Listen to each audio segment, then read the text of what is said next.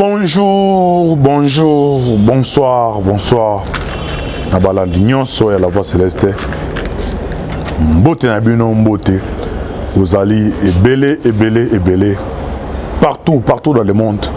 Vous aurez l'andabiso par la voie internaute. Na niveau États-Unis, na puissance son mbote ska bozali. Na moni pasteur César Munganga, nzamba pambola yo. Pichu amando le grand chofa. Mbote sko zali malgré vous comprenez pourquoi tu vois malgré vous en Europe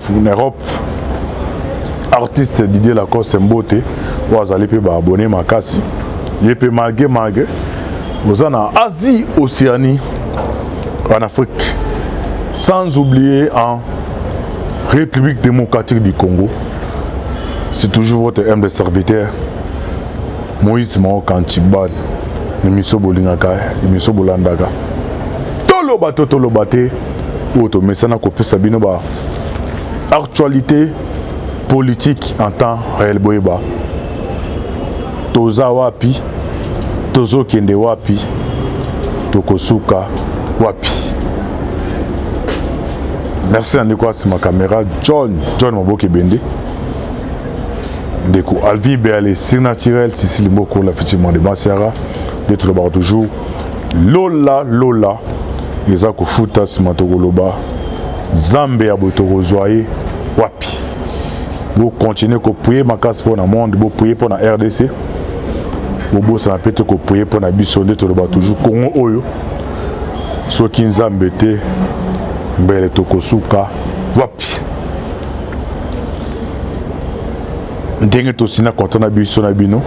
Toza ngolo na kati ya mai à chaque fois actualité za na kati ya mai to hésiter à kobana mokili pour na ko partager mukie o tozali nango biso na bino lelo sujet to sur la biso na bino eza na opposant moko une rwandaise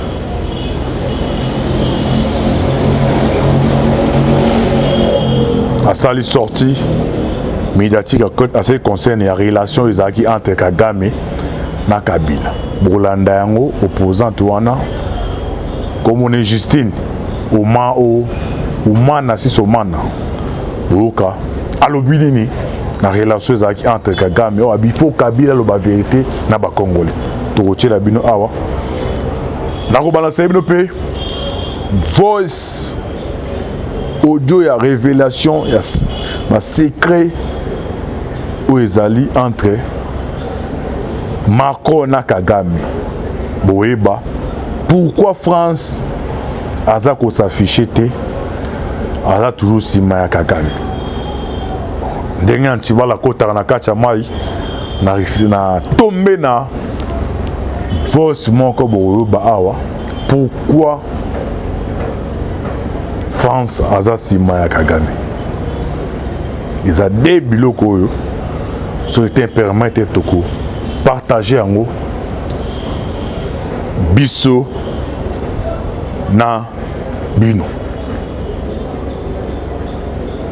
Sans plus tarder to bani na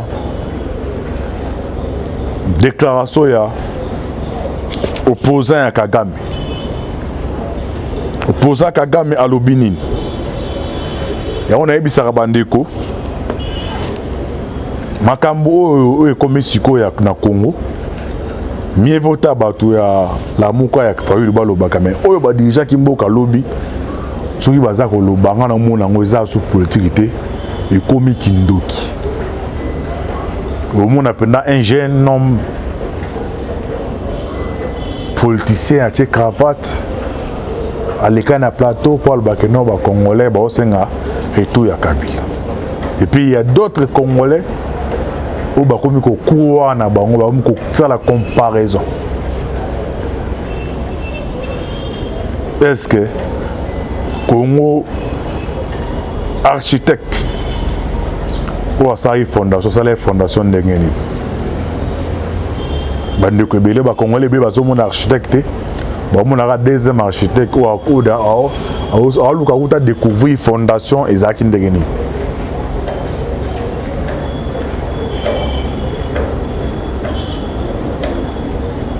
Tozo le makambo infiltration. Et non Congolais infiltré. Il faut te foutre la mise. Banani ba infiltré biso. Pourquoi Congo Tozo le bela infiltration? Tozo linga que infiltration ici là. Bolanda sorti médiatique. Il y a opposante Oyo, il y a opposant rwandaise. Ou à Sali, à ce qui concerne la relation entre Kagame et Kabila. Tozonga pour continuer émission Nabiso.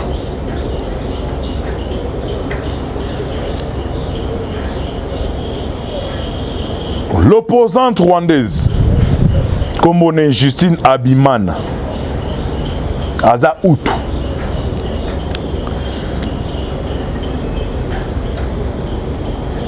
déclare que l'ancien président congolais Joseph Kabila n'a jamais dit toute sa vérité aux Congolais au sujet de son passé avec le président rwandais Paul Kagame.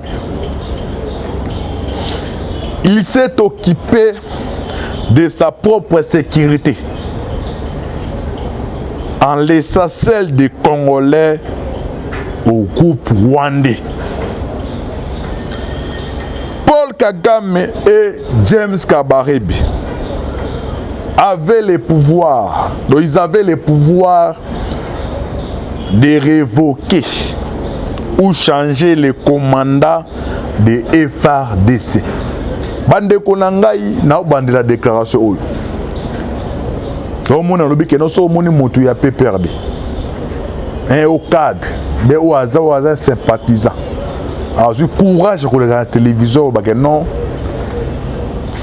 Kabila Fuazonga directeur bo qualifié soit moto na zo sala te soit azana kimdoki. Parce que une rwandaise azolo babou. C'est que bango baebi ezama comme so biso to tinte to za to tikala ko ebate o Kagame na Kabila basinaka. Yango zo mona tine Kagame aboyi biso ba Congolais to boyi makamba passage mixage a tie tous les arsenaux na guerre pour un vers 3 ayebi tianza ko tia. Parce que mesala kana loko moko boyi.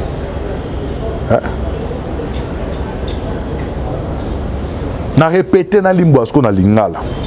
L'opposante rwandaise Justine Abimana déclare que l'ancien président congolais Joseph Kabila n'a jamais dit toute sa vérité aux Congolais au sujet de son passé avec le président rwandais Paul Kagame. Il s'est occupé de sa propre sécurité en laissant celle des Congolais au groupe rwandais. A continué. Alubi, Paul Kagame et James Kabarebe, ils avaient le pouvoir de révoquer ou changer les commandants de FARDC. Tolimwa na lingala, po monsieur za na lingala, ba maman na ngai ba papa na ngai. Oyo azali motele meli, na lingala ye wana. Motele meli na politique ya Kagame na Rwanda, aza rwandaise. Combien Justine Abimana alobi boy. Alobi président ou aleki, président ya kibiso ya kala Joseph Kabila. Nanu asilisi soit nanu alobi vérité te vérité nyon sote na makambo oyo ye na Kagame basala pona ba Congolais. Alobi ya wole sakaka ko kolukaza na sécurité na ye moko ya makasi. Mais à ce concerne sécurité ba Congolais atika na maboko ya ba Rwandais. Ake musika lobi subo ya lobi que non. Président ya Rwanda Paul Kagame na James Kabarebe bazalaki na pouvoir ya kotia to ya kolongola ba soda ba officier mapinga na biso oyo opposante oyo une rwandaise azolo abi Kabila na loba vérité te ce que photo mituna les ozo mona 1 23 7 ya tout oyo na CG o na bi keno bazan bi bondeli oyo biso na bango moyen to telema ezalité toboyi makambo mixage oyo eloko alobi ko tia ba Rwanda basi minduki bayi na kombo akima bakotala armée toboyi yango siko fo biso ba Congolais moko to yebaka nini oyo Kagame na Musna Kabila basi bayokanaka oyo opposant to alobi ke non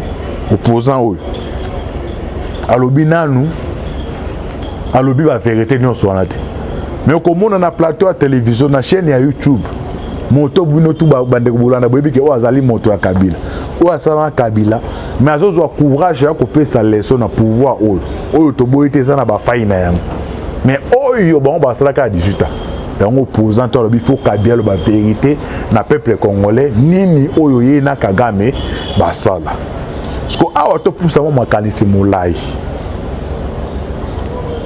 ya ezana ba généraux bozoka bakangi awa ezana ba généraux bakimi mboka pona liwa Shebia moi to mon John Numbi boyoka ki ke non yé pas régional ki nini 1 23 ezana ba général musu bazana prison makala boki bakangi ba po nini balinga ba facilité ba soit ba facilité ki na ba rebelle bazwa te partir territoire mboka na biso est-ce que à travers l'élément wana oyo opposant wa lobby na otomoni na bofisio wana oyo ba trahir tokolo bateke non ezana complicité na kati est-ce que président ya kala za moto ba ko tika azala kim ezali ba question biso na bino tozali ko se poser parce que outi na monoko ya congolais te mais outi na mokongo na monoko ya motelemeli ya Kagame tout le monde a Kabila dirigeant mboka pendant plus de 18 ans maintenant Kagame comment un niveau le makambo ya politique ya RDC nda lobi na tango Tshisekedi est-ce qu'a senti quelque chose ou est différent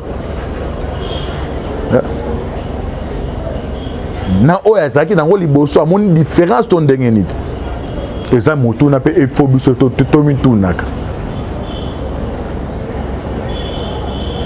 Toko zui accord ya 23 mars ya 2013 ozui na makambo opposant wa lobby est-ce que photo ezali peuple congolais to fongola miso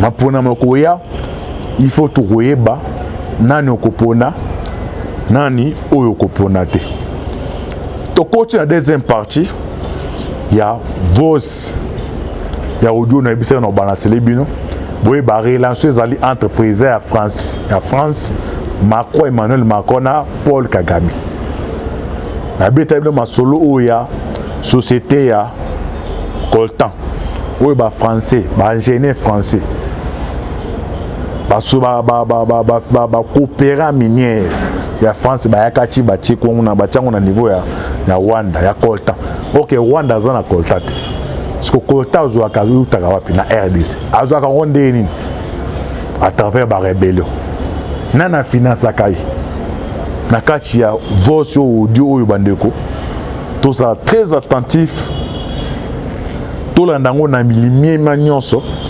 bokoyeba pourquoi ba chaîne eza proche ya France na président na bango français bazo condamner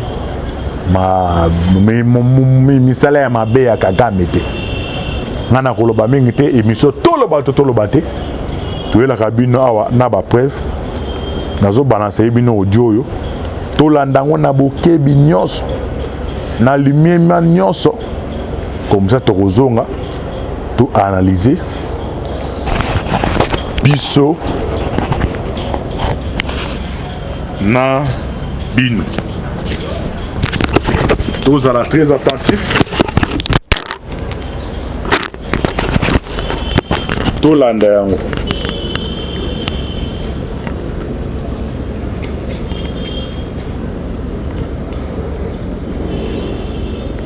entre-temps mambo kebende asinala da ministre parce que boss eza momulai na ba R no okata ata la ministre asinala ngai OK Objectif inavoué du président rwandais. Tolanda. Pourquoi la France refuse-t-elle de condamner le Rwanda accusé de soutenir le M23? Ne se complète-t-elle pas dans cette situation? Pourquoi l'embargo sur les armes en République démocratique du Congo a-t-il été reconduit jusqu'au 1er juillet 2023 alors que le M23 qui opère dans la région dispose d'une armée moderne avec des équipements lourds? Ces questions se posent avec d'autant plus d'acuité que l'on peut conclure sans une once de doute qu'il y a là un complot contre la RDC qui ne dit pas son nom. Aucun gouvernement d'État civilisé ne peut accepter les crimes et la barbarie qui sévissent dans l'Est de la République démocratique du Congo depuis 25 ans. Ce n'est un secret pour personne, l'objectif inavoué du président rwandais Paul Kagame est la balkanisation de la République démocratique du Congo. Et pour ce faire, il faut éliminer la population congolaise, raser les villages congolais et installer un peuple dominant, les Nilotiques. Un rêve séculaire du Rwanda, il est soutenu dans son macabre agenda par les États-Unis, l'Angleterre, la Belgique, l'Allemagne, la France, l'ONU, l'Union africaine et les organisations de défense des droits de l'homme. Ces pays et ces organisations internationales sont donc au cœur du complot. Il faut voir dans l'adoubement de Paul Kagame par Emmanuel Macron une action politique française visant à promouvoir les intérêts de la France en Afrique. Paul Kagame est visiblement l'un des rares chefs d'État africains pour lequel Emmanuel Macron aurait une véritable admiration. Pour le président français, son homologue rwandais est un interlocuteur rêvé en Afrique. Et pour ce dernier, l'actuel locataire de l'Élysée est un nouvel allié intéressant dans les enceintes internationales désireux de promouvoir la voix rwandaise comme au G20. Une entente intéressée de nature conspirationniste au détriment de la RDC et de sa population qui, dans l'Est, abrite de nombreux groupes armés qui sèment l'instabilité et l'insécurité depuis 25 ans. L'un des plus actifs est le M23 et nul dans la communauté internationale ne semble s'en offusquer. Surtout pas Emmanuel Macron qui, fasciné par Paul Kagame, ne cesse de multiplier les arrangements en sa faveur pour les intérêts de la France en Afrique. La France se décide enfin à regarder son histoire en face. L'ancien président français de 2007 à 2012, Nicolas Sarkozy, avait donné la première impulsion il y a quelques années. Emmanuel Macron accélère malgré évidemment les nombreux massacres dans l'Est de la RDC. Et à cette fin, il s'était rendu au Rwanda en mai 2021 pour tourner la page du contentieux franco-rwandais et il n'est pas donc de symbole plus édifiant de la volonté affichée par Paris d'ouvrir un nouveau chapitre avec Kigali. Le président français veut être celui qui a reconnu la responsabilité de la France dans le génocide rwandais de 1994, l'anti-Mitterrand. Le fait que le modèle rwandais n'ait rien de démocratique ne le dérange absolument pas. Fait désolant est qu'en France, on ne parle pas du tout des Congolais victimes des atrocités les plus odieuses et du pillage des ressources naturelles dans l'Est de la RDC. Ni les médias, ni les politiques, Macron en premier, ne semblent s'intéresser donc à la tragédie que vit la population congolaise dans cette partie du territoire de la République démocratique du Congo. Et à ce propos, l'indifférence de la France, supposée être la patrie des droits de l'homme, agace au plus haut point les Congolais. Pourtant, et c'est bien connu de tous, le secret pour personne, l'objectif inavoué du président rwandais Paul Kagame est la balkanisation de la République démocratique du Congo. Et pour ce faire, il faut éliminer la population congolaise, raser les villages congolais et installer un peuple dominant, les Nilotiques. Un rêve séculaire du Rwanda, il est soutenu dans son macabre agenda par les États-Unis, l'Angleterre, la Belgique, l'Allemagne, la France, l'ONU, l'Union africaine et les organisations de défense des droits de l'homme. Ces pays et ces organisations internationales sont donc au cœur du complot. Il faut voir dans l'adoubement de Paul Kagame par Emmanuel Macron une action politique française visant à promouvoir les intérêts de la France en Afrique. Car le très cynique président du pays des 1000 collines est le bras armé que la France est en train d'utiliser pour l'exploitation des ressources naturelles dans l'est de la RDC. Au nom de la réelle politique, il faut oublier que le régime de Paul Kagame est très autoritaire. Atteinte donc au pluralisme, surveillance des opposants, arrestation de journalistes et on en passe. L'heure est à la réconciliation, à un nouveau souffle. Exit donc les accusations portées à l'encontre de Paul Kagame pour son soutien au M23. L'on se souviendra qu'à l'initiative d'Emmanuel Macron, la rencontre entre le président rwandais Paul Kagame et le président de la République démocratique du Congo Félix Tshisekedi, organisée en septembre dernier à New York en marge de la 77e Assemblée générale de l'ONU, avait abouti à un accord rwando-congolais qui prévoyait la cessation immédiate des hostilités, le retrait du M23 et le cantonnement de ses combattants hors de la zone de Bunagana avec l'appui de l'ONU et de leurs partenaires de la communauté d'Afrique de l'Est et de la conférence internationale sur la région des Grands Lacs, selon l'Élysée. De retour chez lui à Kigali, le président rwandais s'est assis sur les engagements pris devant Emmanuel Macron à New York. En effet, il n'a fait aucun effort pour retirer le M23 de la RDC, bien au contraire, il a profité de l'occasion pour avancer encore plus sur le territoire congolais. Dans un rapport publié en juillet dernier, un groupe d'experts de l'ONU a assuré qu'il existait des preuves irréfutables de l'implication du Rwanda derrière le M23. Les autorités congolaises, quant à elles, vont plus loin en affirmant que le Rwanda continue de fournir du soutien logistique et de l'équipement à sa milice armée. Si Paul Kagame l'avait voulu, le M23 se serait immédiatement retiré de la RDC dès son retour de New York. Mais ce n'est pas tant l'attitude du président rwandais qui surprend que le silence total d'Emmanuel Macron et de la diplomatie française qui ont pourtant célébré la rencontre tripartite de New York. En initiant la rencontre et en célébrant donc comme une victoire diplomatique, Emmanuel Macron se posait en garant du suivi des engagements pris en sa présence par Paul Kagame et Félix Tshisekedi. Le président français a finalement donc préféré ménager son homologue rwandais que d'assurer son rôle de garant de l'accord de New York, ce qui ne surprend absolument personne à Paris et même ailleurs. Paul Kagame aura tout obtenu d'Emmanuel Macron, le rapport Duclerc qui souligne la responsabilité de la France dans le génocide de 94 au Rwanda, le retour à Kigali de l'ambassadeur de France en juin 2021, un voyage au Rwanda en mai 2021 et avant tout cela, le secrétariat donc général de l'Organisation internationale de la francophonie en 2018. Intérêt quand tu nous tiens. Le Rwanda est donc un cheval de Troie de taille pour l'Occident. Étonnant, non? Eh bien, le contrôle et le pillage systématique des ressources naturelles de la République démocratique du Congo ont fait leur effet et ont rendu le Rwanda et ses alliés occidentaux assez puissants. La RDC s'éveillera, les Congolais gardent espoir et ne sont pas des âmes sans volonté. Leur implication dans la sécurité du pays est sans égale. Beaucoup de pays dans le monde devraient d'ailleurs prendre exemple sur le peuple congolais. Le vrai pouvoir est entre les mains du peuple congolais et c'est lui qui décide de son destin et non Macron ou les autres pays occidentaux. Bandeko, j'espère que Bolandi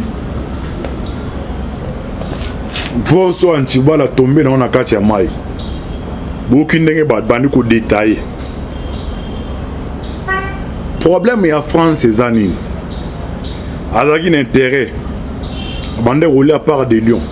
Na Mali, et comme Koko Sokona, na Centrafrique, Kolbaté, Rissa, Botolango, Kala, Tongo de Tobara na Kinshasa. Langa iso bakino Tongo de Centrafrique, Rissa, kuna na armée, et comme oui, Wanyang Bazakuna. Aussi Burkina Faso. Donc, bah, pesca tout France à Bande Kolia, et comme Koko Sokona. Ce qu'on a mini choyo. Dans le contexte mondial, il y a une guerre à Russie en Ukraine. La France a comme une difficulté. Donc, par des lions, dans le pays où il y a comme une difficulté, ils sont obligés. C'est moi, moi,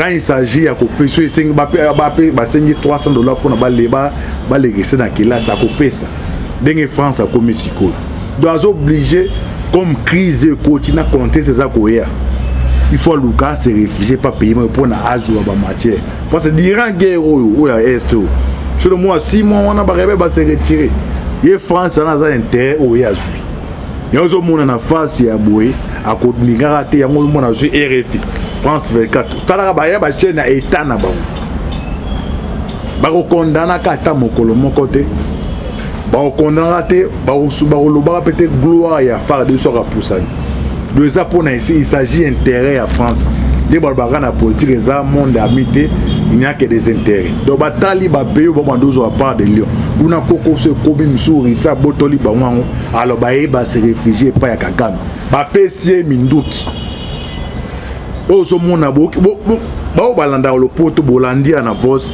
ne nyonso tozo lo batolo ba kayango lo ba miao. Est-ce que les Français ont un partenaire? À quoi ils utilisent la carte francophonie?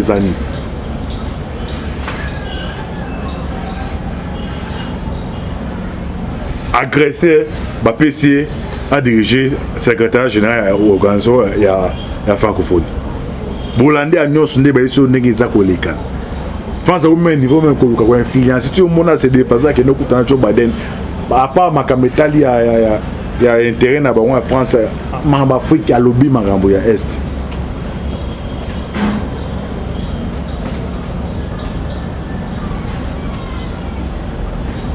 peuple congolais des peuples congolaises à travers audio oyo et fongola batu mususu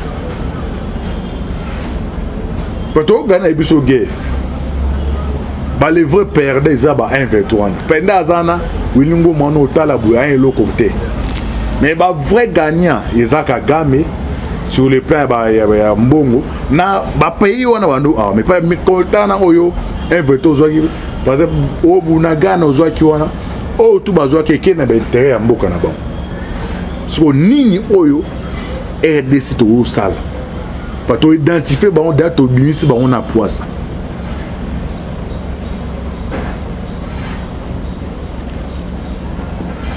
Il faut tous avoir courage, tous avoir un courage politique de quitter la francophonie. Attaque au quitter, de se retirer nan, de se retirer nan, de remonter là-bas on a râteau. Pour le tous à la fourchette, on a moins ça na francophonie. À ta présent qui est ministre, premier ministre, RD ça toujours. Bango quand il s'agit d'intérêt bandimi bakangi misu ba soutenir Rwanda a ba PC maminduga bomba congolais et bon biso ce que et ce intérêt na biso na favorité to tika la pour ça bolandi na audio na voso anti bala zone na kata mai boki biloke lo bamia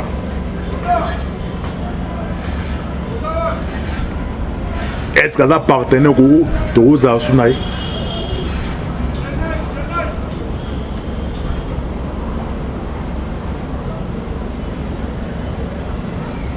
peuple congolais bande konangai comme moi au biso nyonso tous à la langage moko tous en langage moko dès que nous savons toujours ce qui nous unit est plus fort que ce qui nous divise to sengana diplomatie wa conseiller mokonza mboka na ebiki azana bato mo douane belé on a yango ya ko se retirer donc quitter mais qu'on s'est retiré nan tout à la bonne on a raté nan parce que pour l'instant na francophonie biso tous on a intérêt na biso te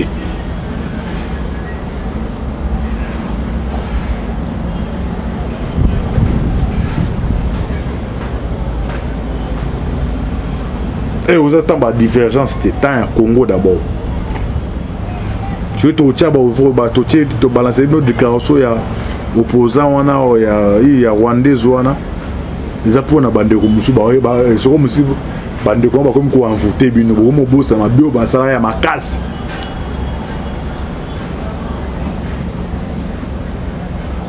parce que pour na zamba et puis la moto et puis la moto boite et dans la moto moi zaki allumette pelisi atie on mona emsto cha bloka bakabilo boyeba zambo boto comme koluka to bo moto to yeba ce qui est utilité moto wana na tsaki allumette na RDC.